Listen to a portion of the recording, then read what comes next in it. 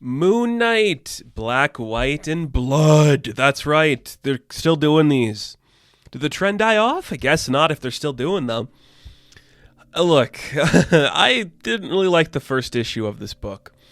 There's a really annoying Jonathan Hickman story in the future, and then one you had to read backwards, then a Spider-Man story. I thought they were fine. I didn't love it. But I really liked this issue. I think you got a bunch of writers, and a bunch of artists who told like a very compelling story. So this time around, we have The Empty Tomb by Benjamin Percy and Vanessa Ardell Ray. We have A Hard Day's Night by David Pepose, Leonardo Romero, and Chris Sotomayor. And then we have Blood Red Glider by Patch Ziershare. They're all really good. Like, compared to the first one, I think you should have started with this one, but I completely understand why Hickman's a bigger name. I do.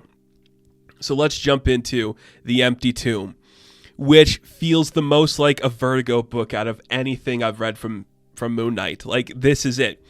The art style is just so grainy and intense, and it looks like just like chalk or crayons scribbled across everything. So we open up in like Egypt in this hellscape, and Marc is saying it won't stop. The nightmares won't stop. It's just an endless tide of blood rushing through the night. I was built for the moonlight. This is just a lot, and I'm losing myself along the way. I don't know what I'm looking for. It's an endless hellscape. I am just searching for something I don't know I'll ever find. And we see what this is that he's a part of. We cut back to a week before where Marc is talking to Doctor Strange in the Sanctum Sanctorum. And he's like, look, I'm not going to pretend that either of us really know what the hell's going on with me, but we both know I'm going through a lot of stuff. And Steven's like, this isn't the solution. He's like, I don't care. I wake up every morning covered in somebody else's blood. I can barely keep my thoughts together. There's so much noise inside my head. I just need you to fix it. So tell me what I need to do to get this. What do I have to find that can help me calm myself? If anybody can help me, Doc, it's you. I need help. Please, I can't take it anymore. I'm a walking sarcophagus, a living sarcophagus. I need silence. So we see that Stephen sends him in the direction of the Sacred Scarab from the Reign of Khonshu. He claimed it would help him find his way through the desert of his life. And we just see... this is where we kind of learn Marc is in his own head right now. Basically, he's trying to find some point inside his mind that can help him silence all the thoughts. So he's following the scarab, which is in red, following its trail of blood.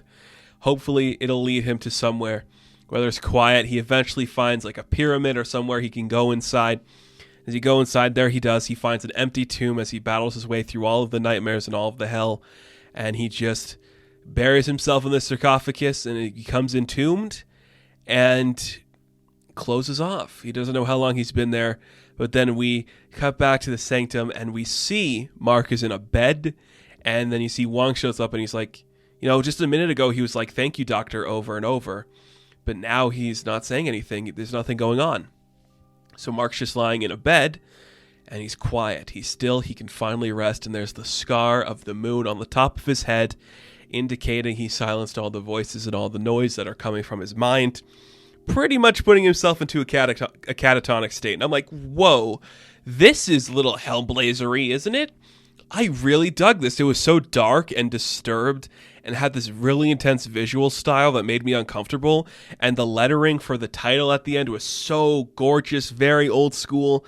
I really dug it. I'm like, whoa, this really just blew my mind. I wasn't expecting a book to go this hard. And it did. I thought that was awesome. So, The Empty Tomb, a really compelling story about Marc just losing himself in his own mind. I thought that was really cool. And then after that, we go to A Hard Day's Night, and this it's a reference to the Beatles song, which has nothing to do with the Beatles. Basically, Mr. Knight drags himself into a diner where this woman named Ruby, it's not Gina, it's a girl named Ruby, sits him at his favorite table, and he sits down and he starts talking to his buddies, and it just looks really cute. It's got a very kind of like Archie Comics aesthetic to it, where like these smart grins on the faces of everybody, and it's kind of cute, I guess. It's probably, of all the books, it's the one I understand its necessity, but I don't really care for it too much. It's the one I like the least, and that's not me slandering it at all. I think it's a really good book. So basically, Marc comes to this diner because he wants to get acquainted with his associates, which of course are Stephen, Jake, and Khonshu. And basically, he's like, okay, so I got like a lot of weird shit on me. So who's responsible for these claw marks? Who was that? And it's like, oh, that was me. It's Jake. So we got in a fight with Vermin, and he was trying to eat these kids. So I had to kick his ass a little bit. Like, jeepers. And we got bite marks. Like, yeah, we got some bite marks. But hey, you should see the other guy. He's kind of dead in the water. And the kids are just like, yay, Moon Knight saved us. And it's like, okay, well, what about this burn mark on my shoulder? What is that from? And Steven's like, oh, that was me. Well, I was going downtown one day, and then Crossfire was shooting bullets at everybody.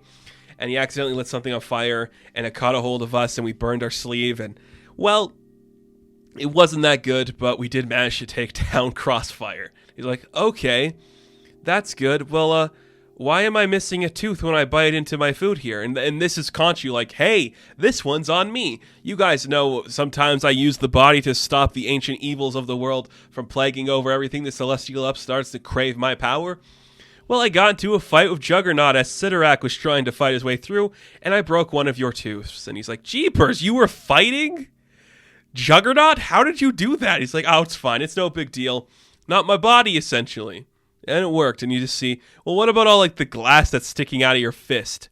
And this one I like the most because it's just Marc punching the mirror in a bathroom. And he's just thinking about all the people he lost along the way. He's talking about Marlene and Frenchie and Gina and Crawley and even Jeff, just all these important people. He's like, what are we doing this for? All this war we go into, this battle we fight every day, and we don't have anybody else to show for it. And I think it's really cool to show him that panel with his isolation where it's truly him alone.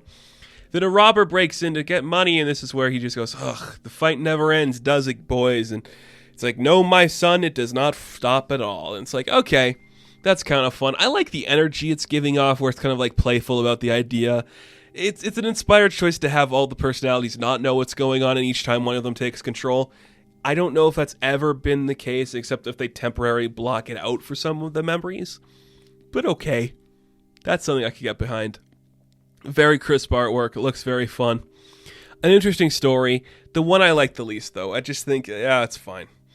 And then we cut to the Red Glider story. And this kind of opens up 5 years ago in some untitled past. Marc is still working as a military man. He's working with a guy called Bodhi, and they get double-crossed by a guy they're working with called Henrik Kress, a German fellow who works for Russia now. Okay, that's fine. It's cool. Again, it's kind of neat that you're not using Frenchie or Bushman. You're kind of telling an own story where Marc's part of the Marines still. That's kind of fun. So as that happens, we cut to the modern day, and he kind of gets a letter from it's Bodhi's widow, I should say, not mister, his widow. Bodhi's dead, but Sephora, who is his widow, works for the CIA, so she's like, hey, I think you should check this out because Henrik could be back doing some stuff. And we also get Marlene back for the first time in one of these stories. Awesome. Bring up Marlene again. So she's back, and she's like, well, you should probably do this, dude. You should probably get involved with that. And it has one of my favorite pieces of writing for any of these stories so far, when Marc's just like to Marlene, if I'm wrong, I want you to know you had the best legs on the North Shore. Like, what? Okay. It's kind of weird. So Marc heads off to go meet with Sephora, and is like, yeah, I used to do CIA. There's one woman who's going to understand why I'm Moon Knight. It's her. So he takes off his suit, reveals his Moon Knight suit, and basically the plan's in place. You're going to go take him down. He's working for these people out in Russia. Go have some fun, dude. Go take him down. So Moon Knight's going on a CIA mission, swinging through the city, taking some shots at everything, cutting through glass. It's very fun. I love that he cuts the glass in the shape of a moon. That is awesome. That is just so funny and silly. So we just see that the actual blood on this one is the thing on Kress's chest, which is the butterfly.